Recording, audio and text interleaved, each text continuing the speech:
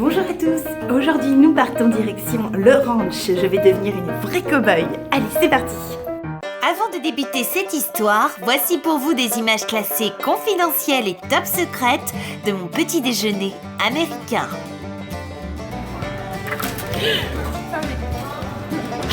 C'est ma technique pour rencontrer les cow-boys. J'avais commencé cette expédition la veille. On était parti de Houston pour aller jusqu'à San Antonio. On avait passé toute notre soirée à San Antonio et on était reparti le matin pour le ranch.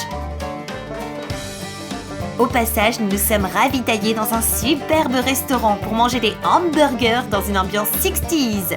Ça s'appelle le Steak and Shake et c'est trop bon. Puis nous sommes arrivés là où tous les cow-boys arrivent, au ranch Cortez.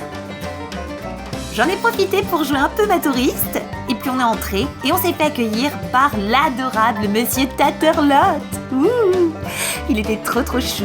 Je l'ai adoré. Il y avait aussi ses amis avec qui on a très vite sympathisé. Il y avait Brad Pitt, Justin Bieber. Bon, ceux-là ne signaient pas d'autographe, mais ils étaient super cool. Et maintenant, je vous fais visiter ma maison de cow-boy.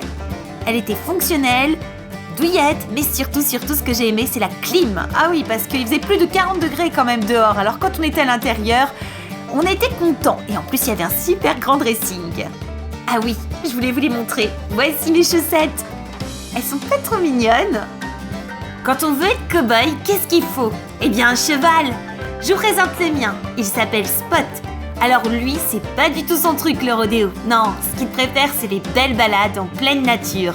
Et au ranch, il était servi parce qu'on se promenait à cheval 2h le matin et 2h le soir. Et qu'est-ce qu'on se régalait? Pas parce qu'on se prenait toutes les branches des arbres, mais parce qu'on voyait des choses extraordinaires dans la nature. Il y avait aussi des cours de lasso. Hi-ha! Eh oui, je sais, j'ai l'âme de cow-boy en moi. Avant d'aller nourrir les vaches, petite séance de relaxation bien méritée dans la piscine. Et franchement, qu'est-ce que ça fait du bien, car on avait quand même super chaud. Et ça y est, on est parti. Nous allons découvrir avec des cow-boys les vaches. Wouhou! Lui, c'était le cow-boy. Il était super sexy, avec son petit chapeau blanc. Ah là là, et sa chemise. Mais regardez, en plus, les vaches, elles le reconnaissent, elles savent que c'est leur cow-boy. Elles sont toutes hypnotisées par son charme. Bon, lui n'a quand même pas trop peur, alors qu'il y en a certaines. Franchement, moi, je me méfierais à sa place. Oh, comme elles sont belles. Ça me rappelle ma Normandie, tout ça. Puis ensuite, on repartait vers le ranch et c'était l'heure de manger. Alors là-bas, on mangeait à heure fixe.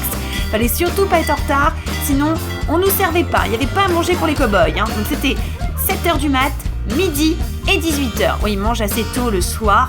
Et à chaque fois, c'était de la nourriture de cow-boy. Donc là, on a mangé des faritas. Moi, j'ai adoré. Et tout le temps, c'était des produits faits maison, avec des produits bio qui poussaient chez eux. Ils avaient un petit jardin et c'était trop bon. Moi, je me suis régalée. Le soir, nous étions invités au feu de camp pour chanter des chansons, mais aussi pour manger notre dessert, des s'mores, une spécialité cow-boy. Mais je sais qu'elle est aussi très mangée dans tous les États-Unis et au Canada. Alors, pour faire des s'mores, c'est très simple. Vous prenez 2 biscuits, vous mettez du chocolat et surtout, vous prenez votre petit chamallow et vous le faites griller. Une fois que c'est fait, vous mettez le chamallow au milieu et vous aplatissez les 2 biscuits. Et c'est délicieux, c'est fondant, c'est chocolaté. J'adore. Et bien voilà, c'est fini pour le ranch. J'espère que vous avez passé un très bon moment sur cette vidéo. N'hésitez pas à vous abonner à la chaîne de Virginie fait sa cuisine et à suivre toutes mes aventures. Bye bye.